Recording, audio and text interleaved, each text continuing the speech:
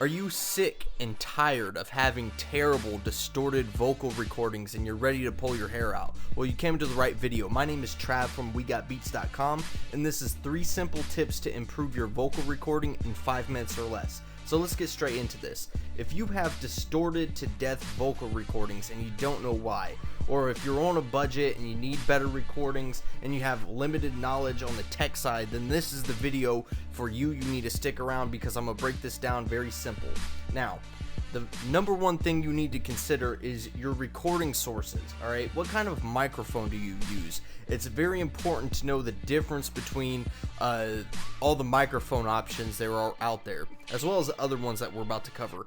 But if you, for example, have a USB microphone, it's probably not going to be your best bet. But if that's what you got to work with, then you know a lot of these things that we're going to cover might be able to improve your quality of your vocal recording. Now, if you are in the market of buying a new microphone, I have a blog post on my site. It's a little bit dated, but a lot of the microphones are still at the top of the list. I will link to it somewhere in this video. You can check that post out.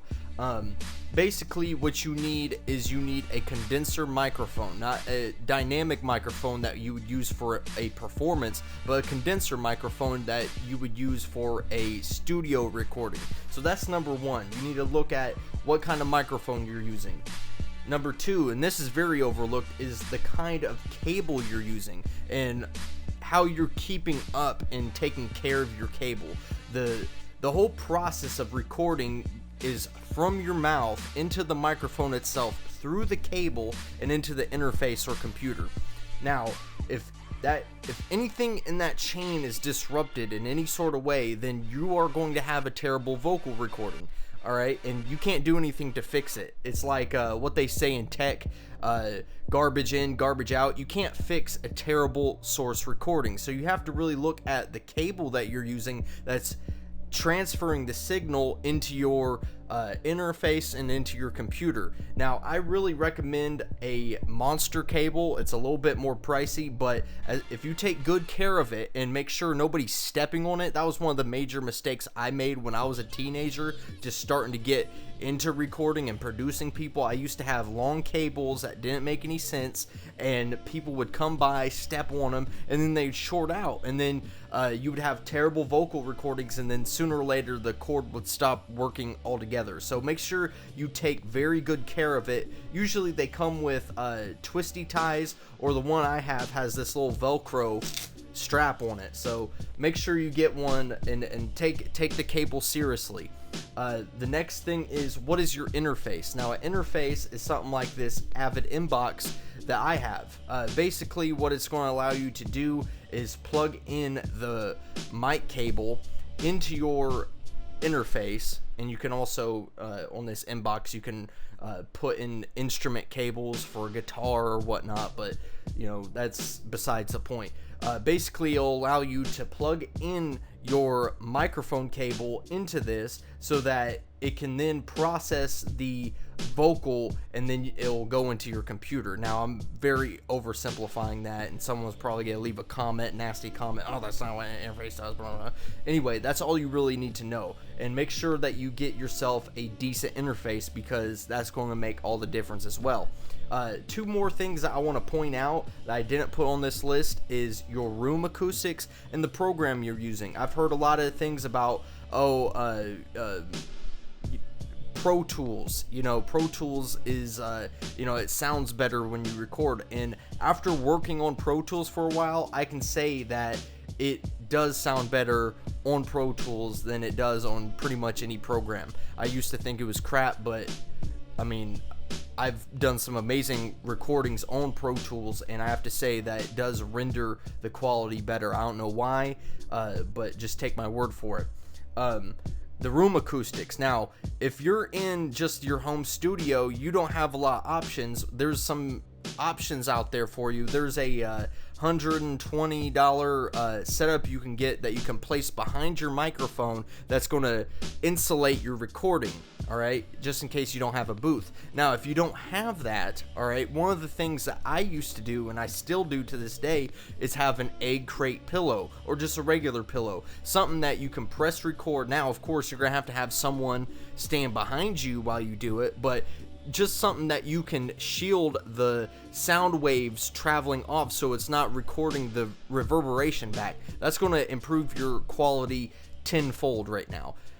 So that's just a couple different things that I didn't put on the list that would help your recording. Now let's get into this. Number 2 is gain. All right, this is very, very important, and a lot of people don't understand this. This is what one of the definitions that came up from Adobe Press. It says both gain and levels refer to the loudness of the audio. However, gain is the input level of the clips and volume is the output. In recording audio, gain is the first control that the microphone signal goes through in a mixer, while levels are adjusted after the fact. Now, what you need to do is you need to adjust your gain before you're recording. Now, as you can see, that is my inbox right there, and those are the gain knobs. All right, and there's actually lights on the left side of each one of those gain knobs, and it'll show you before you know if you're recording or not. It'll show green if you're not clipping, but if you're clipping, it'll go into the red. You do not want clipping. You don't want clipping in digital. All right, maybe on analog, but in digital, you don't want clipping. You want to make sure that signal is green, so you want to make sure you adjust that. Do not turn it up too loud, otherwise you're going to get a distorted vocal. Now, make sure the audio is not clipping, and make sure you sound check before every recording. All right, and a lot of different interfaces have, you know, their own little takes on it. Just look for the gain, all right, and adjust your volumes. Which takes me to the third and last tip, is the distance and vocal loudness. I put vocal volume, my bad, but the vocal loudness, how loud you're speaking into the microphone, the distance in which you are away from the microphone itself. So the distance and the vocal loudness and the gain control all work together. So you gotta make sure they're all checked before you do a general recording. You want to make sure you speak loudly and clearly into the microphone if you're just doing like a general rap vocal, for example, or a rock vocal or something like that. You want to be about 4 to 6 inches away from the microphone.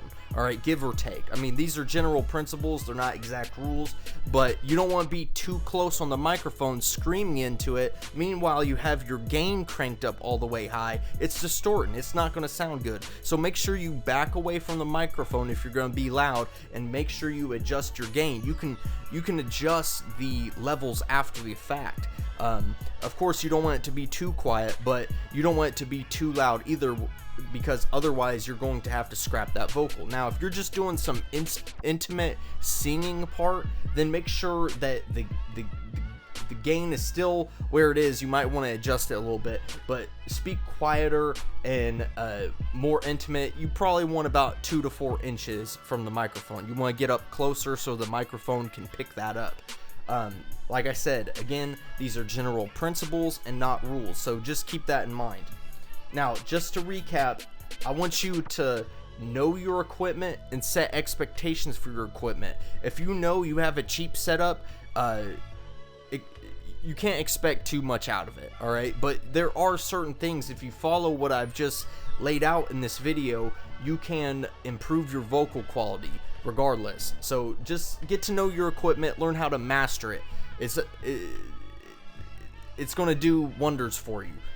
2, spend 5 minutes before each recording session testing. All right, so you want to make sure you go through, you adjust your gain, you do some test recording, maybe spit a few bars on the beat or whatnot, and then listen, play back, and adjust it some more to make sure that before you go too deep into your session, that everything's right, and then you're ready to record. It only takes about 5 minutes, all right? So make sure you adjust your gain, your distance from the microphone, and your vocal loudness. So I hope this video has helped you, and if you need some banging beats, some banging hip-hop beats, make sure you go to wegotbeats.com. Help support this. You know, these videos take time.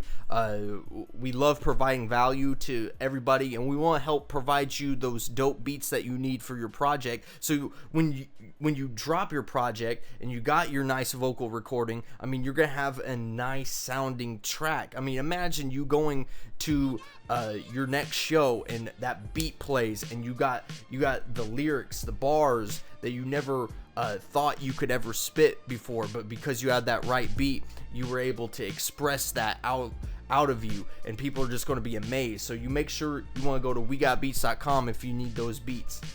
And make sure you subscribe, you like, and you share this video. I also have another video that I did previously called 7 Steps to a Better Vocal Recording. You can go ahead, click, and watch that as well. But make sure you subscribe to this channel, like this video, share this video, and comment if you have any more questions. And make sure you go to wegotbeats.com if you need the banging ass beats. Alright, this has been Trav from wegotbeats.com. Take care.